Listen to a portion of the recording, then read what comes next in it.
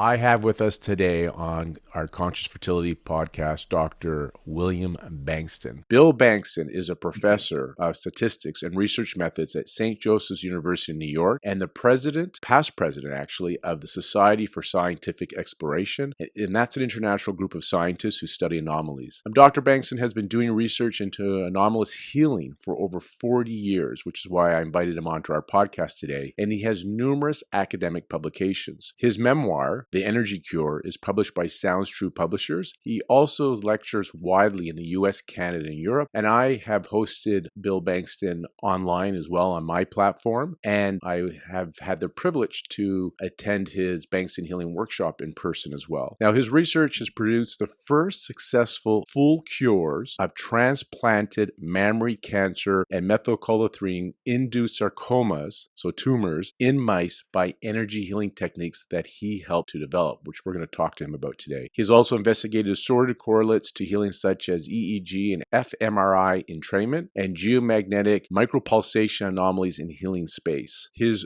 current work involves the attempt to reverse engineer healing and reproduce healing without the healer. I want to welcome Bill to the show. And Bill, that last sentence, you're looking to reverse engineer healing and reproduce healing without the healer. I hope you're successful and I can retire as a healer and go back to my old career as a CPA, as a professional accountant. Welcome to the show, Bill. I don't think you can blame me for becoming an accountant again. Yeah, it's going to be on you.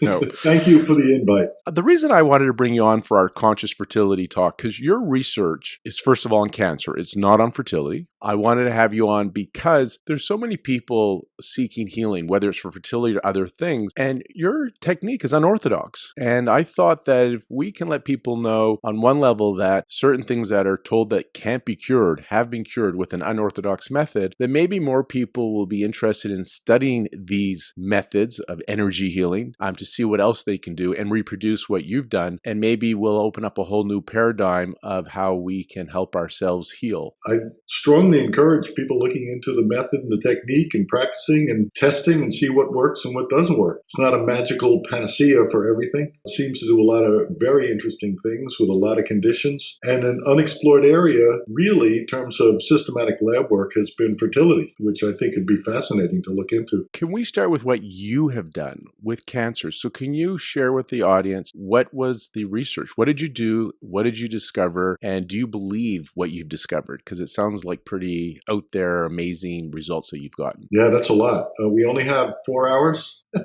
So a whole lot of years ago, I ran into a guy who turned into a healer without a teacher, and he fixed my back. I had a chronic bad back, so I would be uncomfortable or in pain a good chunk of the time. And he put his hands on my back, and it was the last pain I ever had. And this was confusing to me, to say the least, because I don't come to the table as a believer. I come to the table as, yeah, what do you got? Show me. Let's be skeptical about what you have and what you don't have. So I watched in the very beginning, and this is about 90 years ago, I watched in the very beginning this guy put his hands on people and get all sorts of interesting results. Some things worked very fast, some things worked not so much, some things worked, we're not sure. And one of the interesting things was malignancies responded very, very, very well to this healing technique. And benign growths didn't. So if you have a benign growth and you try this healing technique, not so much happens. If you have a malignant growth and you try the healing technique, much happens. It's really like that. So I watched a few hundred people and trying to unravel what was happening in the clinical cases, and it was getting way too complicated.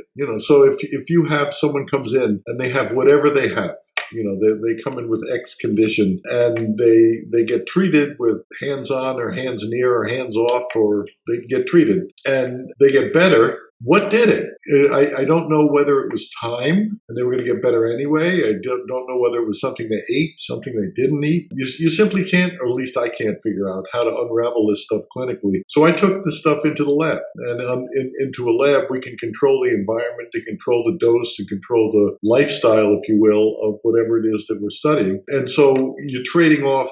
You start out looking at the real world, you go into the lab, which is an unreal world, and then you hopefully, at the end of that, you go back to the real world. I started to look into a nice model that everybody knew about. And one of the things I came across was a particular form of mammary cancer, and it's probably the most studied oncology question out there. There are literally thousands of published papers in peer-reviewed journals on a particular mouse model of mammary cancer. And among the things that we care about here is that 100% of the mice will die if they're injected with a particular cancer, a particular amount of cancer in a particular way. And so thousands of experiments are done, have been done, published about, and all of the mice always die in a month. No mouse has ever lasted past a month.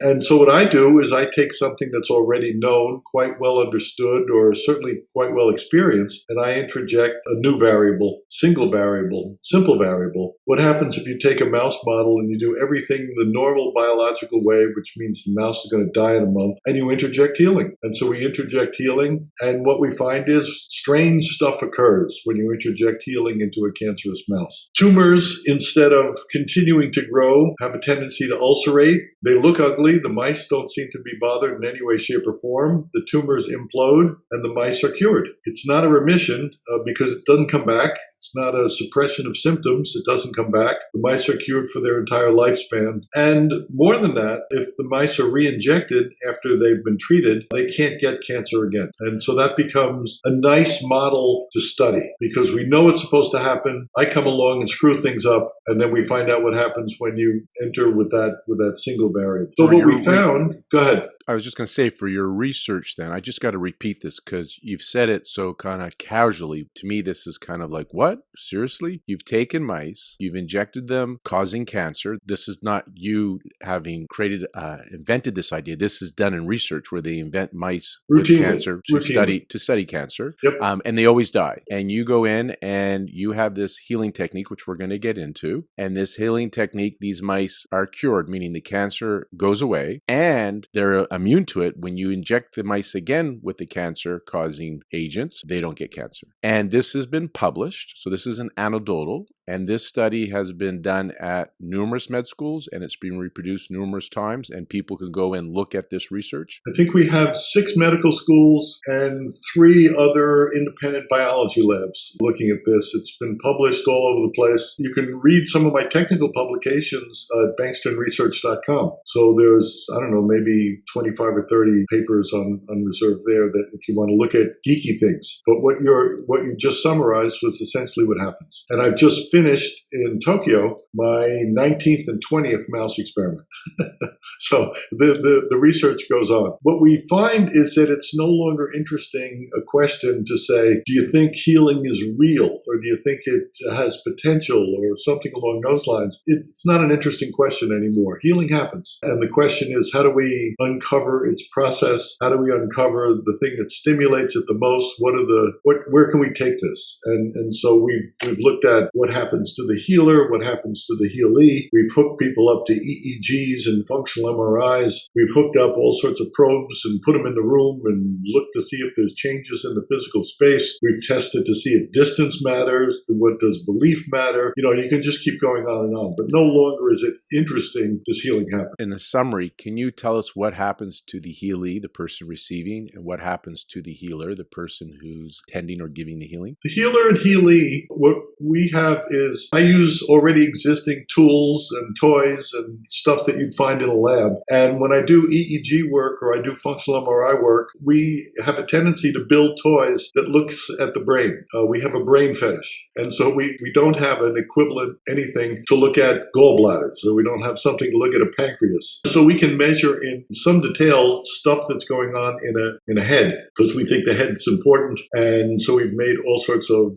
gimmicks and gizmos that'll look into what's going on. I just apply that to healing. And when I have a healer and I have a healee, even if they're separated by some distance, their brains go into essentially entrainment. They start to resonate together. So the two brains move together. The hearts go together. The hearts go into entrainment. So our heartbeats will entrain regardless of distance, and our brains will entrain regardless of distance. And that goes on without anybody trying to do that. Simply the act of healing and the act of a healee simply wanting to be healed, not believing, just wanting to be healed, seems to set up an entrainment pattern of some sort. And that's worth continuing to look. We don't know what else is involved in the entrainment. So again, brains go into entrainment, hearts go into entrainment. We have toys that look at hearts and we have toys that look at brains. I think we probably find similar stuff if we looked at gallbladders. Probably gallbladders sink and livers sink and all that stuff sinks. There's a connection then that's happening between the healer and healee. You're not separate then. There is something happening that with our five senses we may or may not observe. And I say that in the sense that some people aren't sensitive, or I should say some people are super sensitive that they may feel it, but with this sensitive equipment, you are able to at least measure in the brain and the heart that there's a connection or connectivity happening between the healee and healer. Is that what I'm understanding? Yeah, absolutely. And you're exactly right. It's not a question of going down the street going, oh, Bengston is thinking of me now, and that would be a pathology in and of itself. So what you have, it's not a conscious thing any more than if I hooked something up I hooked up an EKG and you went from 70 to 72 beats a minute. Most people, unless they're obsessed with their heart, wouldn't know that had occurred. If there's a change in an output of the brain, you don't know that occurs and you're not trying to do it. So this isn't an effort to get in sync with someone else. Getting in sync with someone else happens as a result of wanting to heal. So this leads me to some questions around the method. Now, when we trained together, when I took your workshop, and again, I've done this time of this recording twice, it's like a 4-day process of learning your technique and practicing your technique. And so we're not going to do that today on our podcast because we're not going to put 4 days into under we an can hour. Talk very fast. I haven't figured out how to do that yet. However, I do want to unpack kind of my understanding of this process with you. So with the Bengston Energy Healing Method, there is a key component to it that you call image cycling. And I would like us to talk a little bit about it. And when I was learning it and reading about it, it reminded me a lot of manifestation processes. And that's really of interest to our listeners because in conscious fertility, a big part of our discussion is baby manifestation. How can you receive life on purpose? How can you use your intention to help optimize your fertility, for example? So would you describe your image cycling as a form of manifestation or as a technique for manifestation? Yeah, and it's interesting. A whole bunch of people have told me that I have a manifestation technique. and I wasn't trying to create a manifestation technique. It just kind of stumbled upon it. And I guess it is a manifestation technique in the sense that there seems to be an interesting coincidence about the things that you want that you get when you do this technique. I can't say X causes Y. That's crazy talk, but I'll just say I got to be pretty conservative about the stuff I claim. It seems to be a pretty good in those terms. Once I wrap myself around what manifestation might mean, I would say, yeah, it's probably ought to be considered a manifestation technique. In your image cycling technique, you encourage people to come up with a list, see how many images you can create. And these are things that it can be about health, because, what are the things that people want? Money, health, wealth, love, relationships. And in this technique that you share and teach, in my experience, it's simple but not easy. And I say simple that anybody can learn it, but it's not easy, right? Like it's not like I want, I get. You have to practice this technique. It's a mastery. Yeah, my techniques are pretty annoying. As you say, you don't master it in 5 minutes, kind of a thing. It's a practice, which means you keep going and you keep practicing and you see where it leads, but it is somewhat effortful. And I'm told there are manifestation techniques out there that you can manifest anything instantly, yada, yada, yada. They're better than me if they can do that. This isn't magic. It's something that's researchable, something that produces interesting phenomena.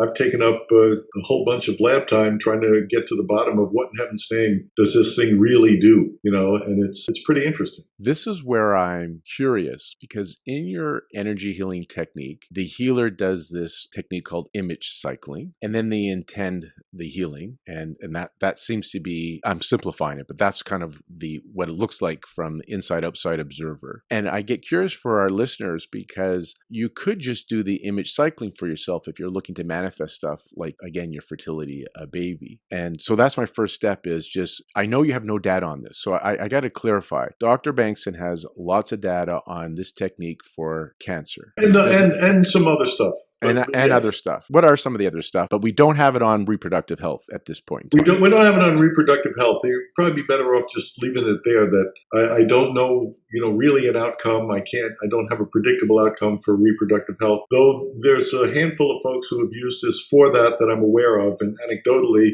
interesting things seem to have occurred. And so with this imaging cycling, what I'm saying is like a manifestation technique, because I've incorporated concepts of it in my manifestation process. I think it would be interesting to see of using it, because I don't see a downfall. I guess that's my point, because if you have a list of things that you want to manifest, you want them. So if they manifest, that you're happy, they've manifested. Anecdotally, I'll share with you that after we did our workshop together, I did my list and I practiced it. And I know two things in a very reasonable amount of time, not a long time, manifested. When Elon Musk came out and said he had the Tesla Model Y coming out, it wasn't built yet. I wanted that. And then after doing your technique, the car still wasn't being delivered yet, but I knew they were making them. I was like, geez, I would really love that Model Y. And so I used your imaging. That was one of my images in it. And I won't share what we do with it. That's a fun process to learn. But I used the cycling technique for that as part of my manifestation. I have another company that I wanted a certain sum of money in the bank account for it. Not a reasonable amount either. It wasn't something I thought I could get. And lo and behold, I have the Model Y Tesla in my driveway, and that amount appeared in my bank account. Things happened, and I was like, hey, all right, this is pretty cool. That's why I'm thinking that if you're doing this technique, regardless if everything on the list does not appear, if you get some, you're still going to be pretty happy that some of those things on your list appeared. So I don't see a downfall in practicing this technique. No, I don't either. Other than it's annoying. It is annoying. Yes. You don't wave a magic wand and everything is done. It teaches a little bit of self-discipline too, because you mentioned everybody wants, and they want to be happy and they want to be healthy. And the image cycling has nothing to do with vague generalities like that. So your example is a good one, as distinct from being happy.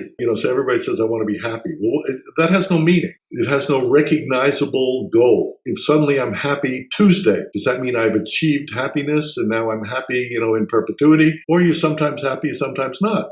So it's same thing is true incidentally with health. If you say, I just want to be healthy, well, I don't know what that means. Does that mean there's no aches, no pains? Does that mean there's no bugs? Does that mean there's no viruses? Does that mean it doesn't have a meaning. Everybody's got something. Everybody goes up and down in terms of their emotions. Everybody goes up and down in terms of a lot of things. We don't deal with things that are vague generalities like happiness and health. We deal with very concrete things that you should be able to observe or not observe. So you want a Tesla, and the question is, do you have a Tesla? Well, I can recognize whether you have a Tesla a whole lot differently than I can you recognize when you're happy. You're happy, I don't know what happens, but Tuesday you got a Tesla, and Tuesday it's sitting in the driveway.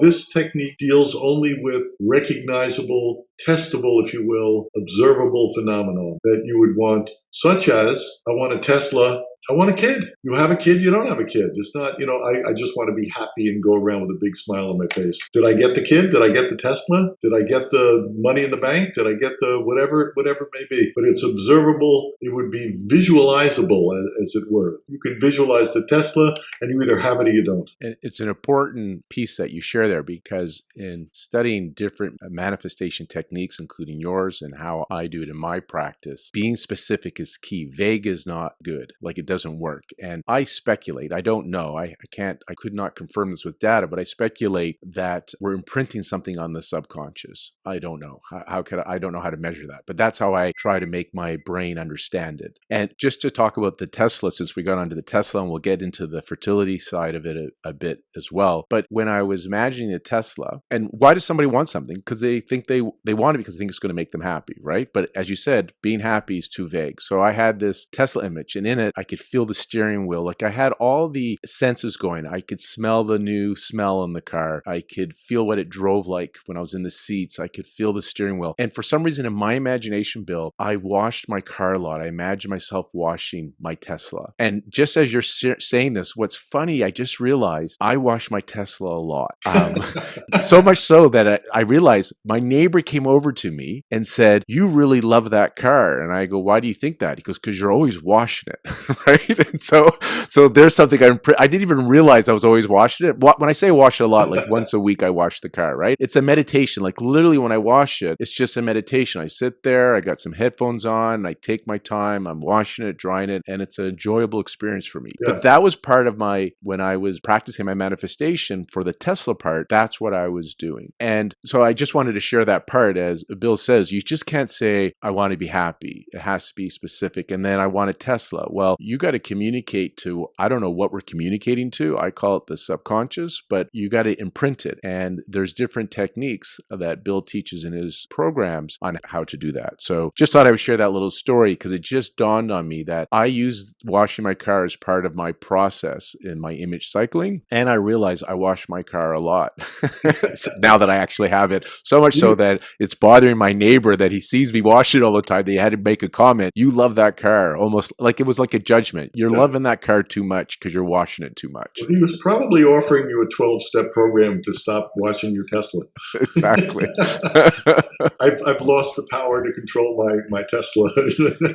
And so for those that have listened to some of the podcasts I have on baby manifestation, we always ask the question when I see my patients one-on-one is, why do you want the baby? As in, what's it going to bring to you? What feelings? How will you know that the baby's arrived? How will you be different? How will you feel differently? And then bring in the experience of the baby. Like if somebody wants a baby and they want a new car, I think you shared with me off camera, off audio, you're saying like there's a car seat in the Tesla or a car seat in the Porsche, right? So this is the big part of this process that I invite people to look more into. Now, we mentioned how this is an annoying technique, you said. Like it's annoying. It takes practicing, mastering, memorization. It's not like I want, I get. There is a process to it. It's simple. Anybody can learn it, but it is not easy. That's why not everybody is disciplined to learn this technique. The question I have, which I'm being curious about, is you had many healers, it wasn't just you, in your research do the healing on the mice, which means they had to learn this image cycling technique. Yep. And I think in your research, and it was either in your book or in your workshop, you shared that a lot of these people were not believers. They thought this was nonsense. They didn't want to do this. Is that correct? Like you got some people that were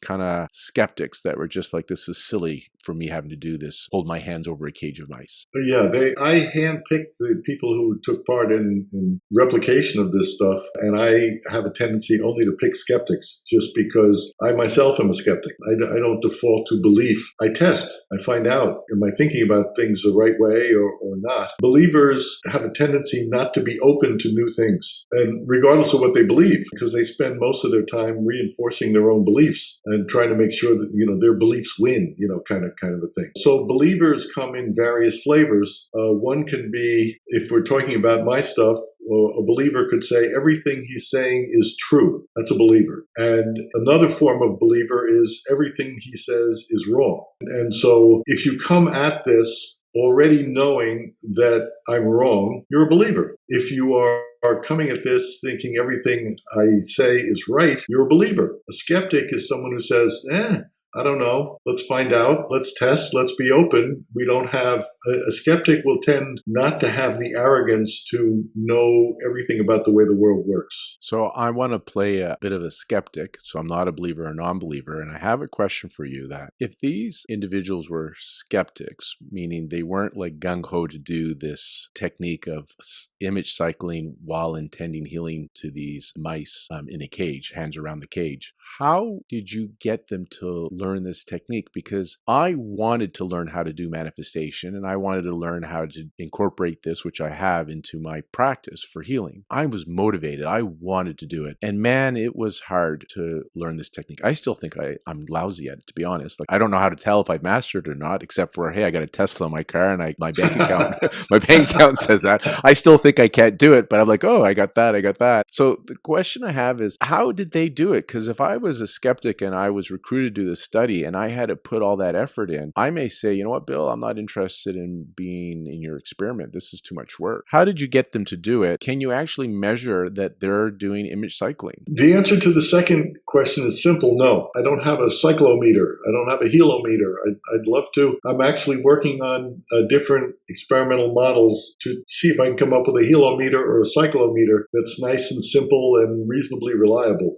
So far, I have to say I don't have one that fulfills fulfills all my requirements. But how did I get them to do it? I approached people based on just a gut feeling, like here's someone who seems to be interested in the world. When I would speak to someone, if they had a history of knowing or reading about healing, I excluded them from my subject pool because I didn't want people, again, who are believers who are trying to fit whatever I'm doing into whatever they think the world works. And so I would go up to people, say, I've been working at this study on healing, and this, that, and the other thing. And if I got this wide-eyed response like, come on, really? What are you talking about? Then I'd say, okay, well, maybe we have a candidate here because they want, what am I talking about? Well, they're interested. They don't believe the stuff, but I sit down and I say, here's the deal. You're going to have to work for a whole bunch of weeks practicing an annoying technique, and then we're going to give you a cage of cancerous mice, and they look at me like, come on, really, what do you want me to do? A good number of my subjects, not coming from a background of being a healer or studying healing, have actually thought that I was doing studies on them in gullibility.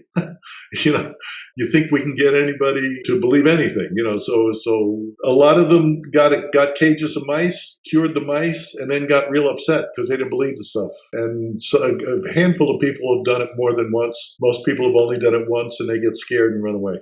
This scared and run away thing is interesting. You're talking about the healer. I want to talk about the healee. There's a two-part setup for this. One is interesting that when people come for conscious work in my practice, and I use this term baby manifestation loosely, they start off with they want a baby. So we go through the process of, what does the baby represent and how would you know if you have it? So there's a whole, what I call subconscious work or energy psychology, conscious work. Interesting is by like the third session, they're not even focusing on the baby, actually. It's funny how they're working on other things. It's interesting how that happens. But by the fourth session, I would say more people run away than stay in my practice. So they're having some cool results. And then there seems to be like a freak out. They either don't come back for a while. They come back often, but not for a while. They stop in the middle of it. Or when they come in for that fourth or fifth session, they say, you know what, I'm really tired today. Can we not do the conscious work today? Can we just do a relaxation session? I remember you alluded to this as well. Do you see people like freak out when your healers are doing the healing, if I can use that correctly? Like what happens to the healie in your research and anecdotally? Do people freak out often? Yeah, I would agree with you that a good chunk, I don't know what the fraction would be, but a good chunk of people, they start getting better for whatever they have and they run away. They get scared. This is among the reasons that I ended up going into the lab. Mice don't run away. The people run away. So someone will show up and say, could you treat me or fix me or whatever it might be? And if they've come to a healer, they've probably failed in a whole variety of other approaches. So they've gone with traditional folks in white coats, and that didn't do it. And then they go and do a different color coat, and then you're exhausting all possibilities. And when you get to the bottom of the barrel, you go, well, let's try a healer.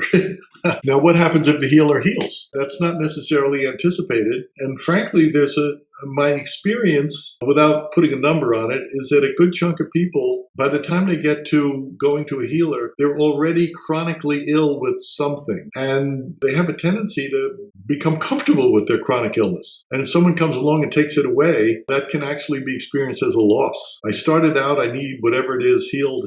And now I've been running around now for years, and now suddenly maybe this thing works. What if this thing works? And their world is thrown upside down. Mice happily come back, get healed, they're happy. I get a thank you card from them, and they move on. Cell cultures do the same thing. People are confounding. It's interesting though, because that you're saying this, and thank you, because when you're seeing people make some progress early and through their self-reporting or things that they can measure objectively, and then they stop, I used to take it personally, like, man, what's going on here? It's interesting to hear that this is something that you experience, and we don't know why, but we can speculate or think. And as you said, there's a loss, and I think once shared that people become identified sometimes with what they have, and to take it away, it's uncomfortable. And I don't think it's a conscious thing. This is why I always like to use the term loosely. It's your subconscious programming that's that self-sabotaging. And again, not as a judgment or criticize. I do it all the time. When I see an outcome, I'm curious where that program was running that I was not obvious of it. Why is it subconscious? Well, because I didn't know it was running. If I knew it was running, it would be conscious. Yeah. And they come to my practice, and they come to listen to the podcast, or they come to you, Bill, because consciously they want something. They think they want something. Yeah. But then there's another program running that says maybe not. Yeah, what happens if I'm fixed to this? So I can give you some extreme cases just for the purpose of illustration. I had one person when I used to do people. Now I farm them out to people who've taken my workshop and trained. It makes my life a whole lot easier. I can play with rodents and they get to play with people. I got the better deal. Right. Anyway. I invite them to persevere lightly. And the reason is I have a bias. They're paying me for the healing, right? I have a practice. And so I feel there's a conflict for me to be forceful to say, push through. But if they're listening to this podcast, which is free, and you're seeing somebody that's doing conscious work, manifestation work, or a healing technique, and you're feeling like you want to run with no good reason, sometimes there's a good reason to run. But like for one is if they say they have a 100% cure rate, often that's a good person to run from. Often, not always. Yeah, that's right. I can fix anything instantly. That's right. Yeah, run. When you just feel like I don't want to go, or I'm tired, or you have all those excuses, reconsider. It would be my suggestion, because you may be getting in your own way of what you want subconsciously. Yeah. And healing can be traumatic. We had a patient a bunch of years ago who was severely depressed. And all medications had failed, and they were basically sat around staring and did this for decades and couldn't get him out. And I was brought patient like this by someone I knew who's a clinical psychologist, said we've tried everything, just nothing seems to work, and they've basically been staring for a couple of decades. We did the treatment, and the person no longer is staring and came out of it and became excited with life. But now it's 20 years later. That's traumatic. It sounds wonderful. Oh boy, you did a long-term depressive, and what happened to your life? And what happened to you go from sitting in the corner not doing anything to now suddenly the world is interesting to you, but now it's a different year. I don't know how to fit anymore. If you're staring in the corner, you have a role. If you're jumping up and down, you have a role. If you're a taxi driver, you have a role. But what does this person have a role doing? So it's not necessarily, oh, isn't that wonderful they got fixed? Yeah, but there's more to it than that. You got to integrate them back. The reason I like your energy healing technique is the big part of it is the image cycling, which I believe is a manifestation technique. So you don't have to be interested in healing others. You could just do the image cycling technique as a technique to manifest. Yeah, the cycling is a way of life. Going around, I mean, as you say, what's the downside? You get stuff you want, and you can change your list to make whatever you want, rub the magic lamp, and you get another wish. It's not too shabby a deal. It's not a healing technique, but the technique can be used to heal. And people who heal should be doing the technique. We think it matters. I'd like to ask you a few questions, if you're willing to share, about the image cycling technique. We shared, it's not easy. It takes effort. It takes a lot of practice. You said it's annoying, not me, but it's an annoying technique. It's annoying. What do you think or say for people that don't want to do it because it's too much work? What's your thoughts on that? Because you come across that, I'm sure, in your workshops, or that may be somebody's response. How do you respond to that? Yeah, if you don't want to do it because it's too much work, it's simple to me. Don't do it. I'm not on a mission to save the world. If you want something for yourself, this seems to be a pretty good way to do stuff, and incorporate it into your life. After an initial attempt to learn it, with all its frustrations, it gets easier over time. And just as you learn any new skill, it takes practice. Again, you don't snap your fingers, everything is done. The question to me, to my ears anyway, is absolutely identical if you said, I'm responding now to Wimbledon going on. So I want to play tennis, and I want to play tennis at Wimbledon. Okay, that's a specific goal. You either do or you don't. But I guarantee you're not going to pick up a racket and manifest a Wimbledon appearance in a day. You're going to have to learn a little bit. You're going to have to practice a little bit. You're going to say, but I don't want to practice. Okay, well, you're not going to make Wimbledon.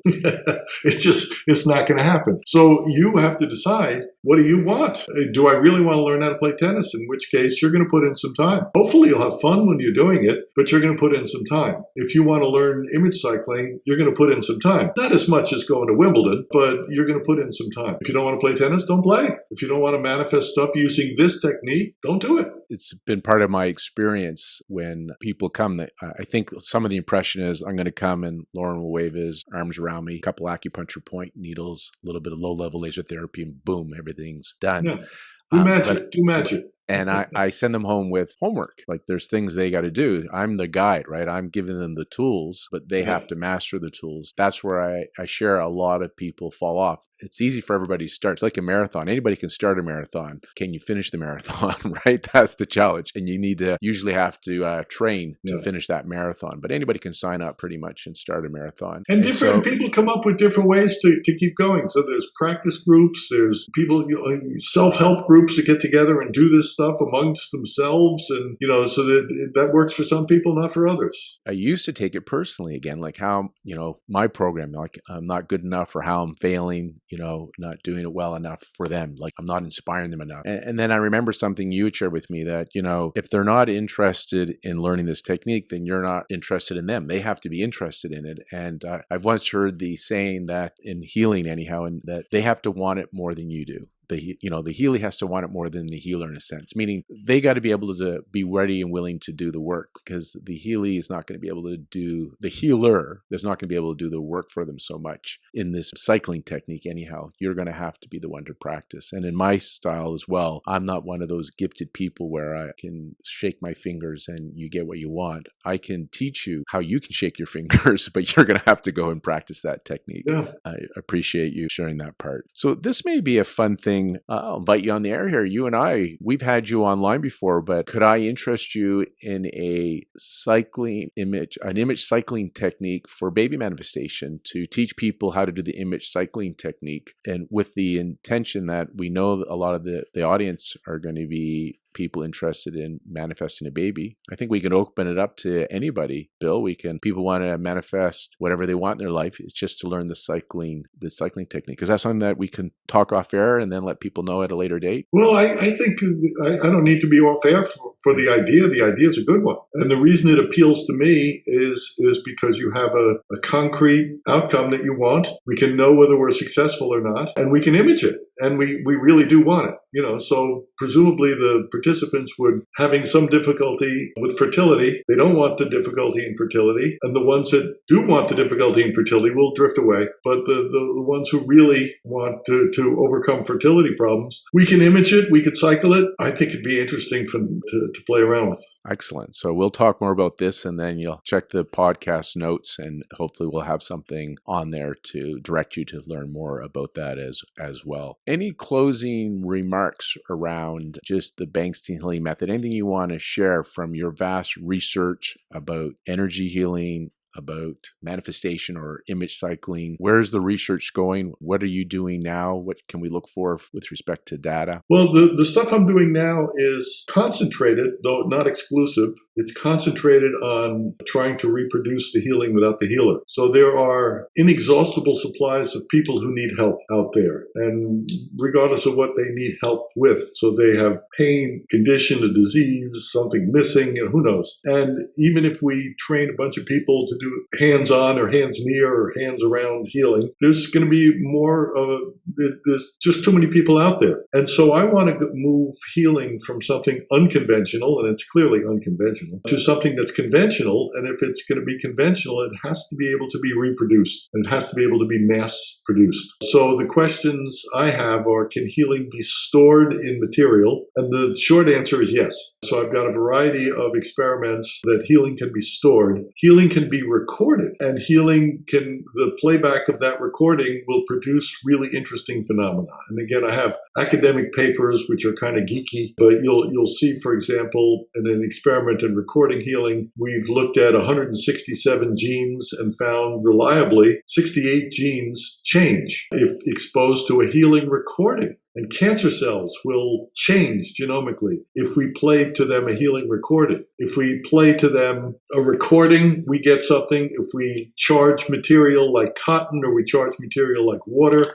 we get interesting healing phenomena. And the question is, can we make this so elegantly storable that it becomes scalable? A recording is scalable. We could upload, if I ever get the technology down, and I've made some progress, if I ever get the technology down, I could upload a healing recording into the cloud. You download it if you want to be treated. Then people are going to flock to it. They're not going to be scratching their heads and wondering about this and confusing healing with, I don't know, some spiritual practice or something along those lines. It's healing. It's a natural phenomenon. And the question is, can we understand the patterns? You know, we said we're closing off here, but you just said something that I'd love some clarification. First of all, what you just said is both kind of exciting, but also makes my brain hurt. Recording, you can record healing, and we don't have the time to get into that discussion, but we got to have you back to talk about that because it makes my brain hurt, because that's kind of way outside how we understand science and everything today. However, I know you guys have data, so I always say,